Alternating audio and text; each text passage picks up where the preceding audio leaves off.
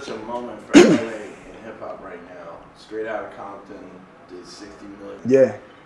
You came out with the N.W.A tattoo on your chest from day one. If you were the director of that film, what would you have added to it? What was number one, the film is, I mean, dope. Straight Outta Compton was a dope movie, a classic movie. I appreciate it. It was, I think it was maybe 99, damn near 100% of what Compton was at that time, and depicted, you know, from what I know to be Compton and what I knew to be going on. Like, there was a great depiction of that, and I think the reason for that is because it was produced by Dr. Dre and Ice Cube personally, with direction, you know, with the direction of F. Gary Gray. What was missing after I watched it a few times was, and I don't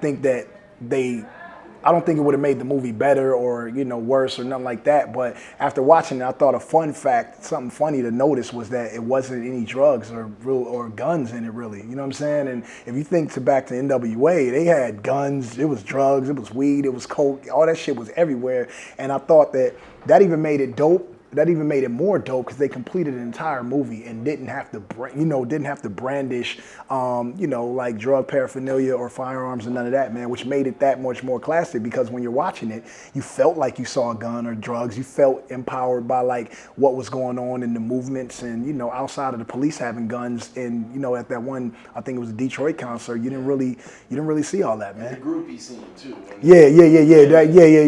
That was the one thing. Yeah, but so what I'm saying is that N.W.A at that time, I mean, you know that was magnified like times probably 100, man. You know what I'm saying? Like, at that time, Easy, Dre, they wasn't leaving the house without a gun. They was pulling them shits out every other day. And it's just dope that nobody in the group, you know, passed away from like gang violence or got shot or killed and nothing like that. Because look at what they were doing and what they were talking about in a time where it was only them. You know what I'm saying? So that's real. So speaking about Dre, of course, you're on the Compton album as well. In the documentary, we saw you playing your new album for him, and he was giving you full props on that. And you and him have been through a lot of different phases. How did you patch things up? How did that work itself out? You know what it is? It's like, you know, Dre to me is like, it's like growing up without a father, right? But then you got your mom's brother, and so that's your uncle, and he comes in as like a father figure, and he can't really make you do shit because he's your uncle. He's not your father, but he's the male role model in your life, so you kind of take heed to what he's saying and what he's doing. That's me and Dre's relationship. So although I might not listen to pretty much shit that he says initially, later on, when I'm sitting by myself, I reflect on conversations that I have with Dre and advice that he's given me. And 9 out of 10 times, I'm going to do exactly what it is that he, you know, advised me to do. And then when I see him, you know, we laugh about it, and he like, see, I told you, and, you know, shit like that. So Dre's thing, and I always say this because this is what Dre told me, you know, one time when I questioned, you know, his loyalty to me and you know, just because I ride for Dre, you know what I'm saying? I damn near give my life for Dre. And so he told me, he sat me down, he's like, pulled me in a room, he told me, he said, man, I just want you to know that Game and Dr. Dre are always going to be exactly the same way that they were the last time they saw each other. So if me and you left and we was 100 and we was having a good time, the next time I see you is gonna be exactly that. It's never gonna change. So, you know, that shit damn near brought tears in my eyes, and I just felt like, you know, again, here's somebody that saw a kid and gave my opportunity. When I signed to Dre, I was only 23 years old. You know what I'm saying? My baby was still in the womb of his mama, and I didn't give a fuck about nothing. And so unlike regular artists, I think that I'm the last artist that has came and signed to a major label and really didn't give a fuck and was straight off the streets the same way that Snoop Dogg was or Pac was. Like, I brought the realness to Aftermath, and it was more than not, it was too real for the building. I don't walk in the Interscope because everybody gets scared. You know what I'm saying? Because when Game come around, you know, I'm not gonna break shit on your desk. I'm not gonna fuck nobody up, but I'm gonna keep it 100.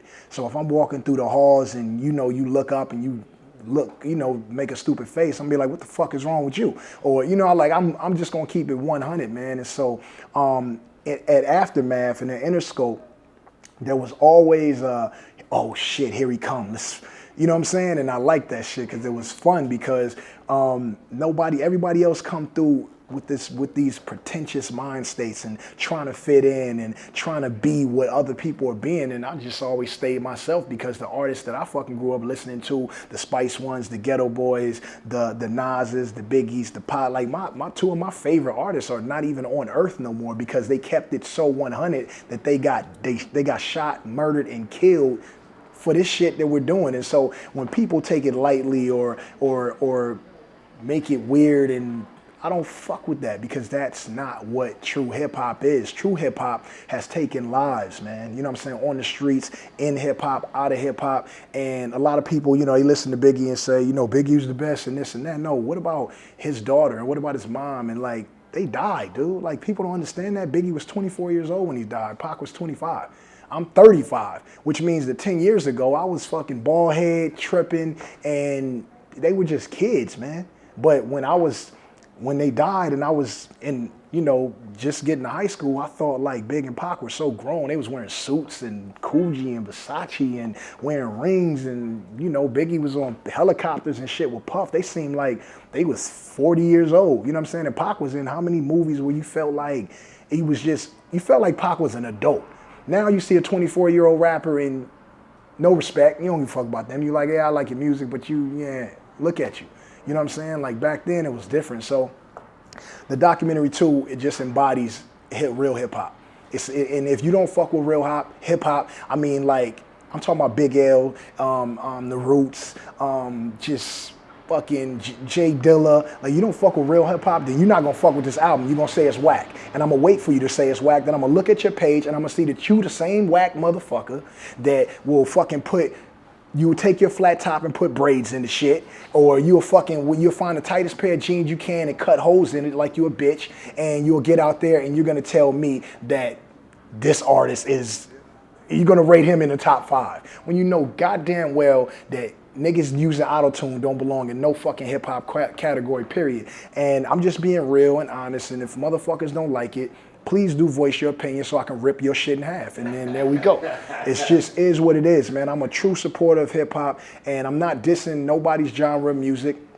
I think, you know, I got Drake and Future's mixtape. I think Dirty Sprite 2 was dope production-wise. And when I get in the car and I'm headed to the club, that's what I'm bumping. I think Travis Scott just put out an amazing album produced by, you know, Kanye, and that was dope. But most of this other shit is just fucking whack, and we know it's whack. And some people, you know, they come with a club song and it's good in the club. You know why? Because I'm drunk and I'm looking at bitches and I'm having fun seeing everybody do these dances that's here today and gonna disappear tomorrow. But what do you bring into a dude that's studying for his master's degree at Stanford? Like, what you doing for his life? Nothing except keeping him out late, you know what I'm saying, and making him be late to fucking class tomorrow. Like, back in the day, Tupac would, you know, Brenda's Got a Baby, Keep Your Head Up, you know, even Biggie with his storytelling, even Nas with, like, as recent as Daughters. I listen to Daughters as a Nas fan. I got daughters, man, and I'm not ready for Callie to grow up like Destiny and have a boyfriend and shit like that. So I'm like a real hip hop fan, and so again, man, the documentary too is for real hip hop fans. If you're not a real hip hop fan, then don't buy my album, because I don't need the money that bad, and I don't want you to confuse me with the other guys.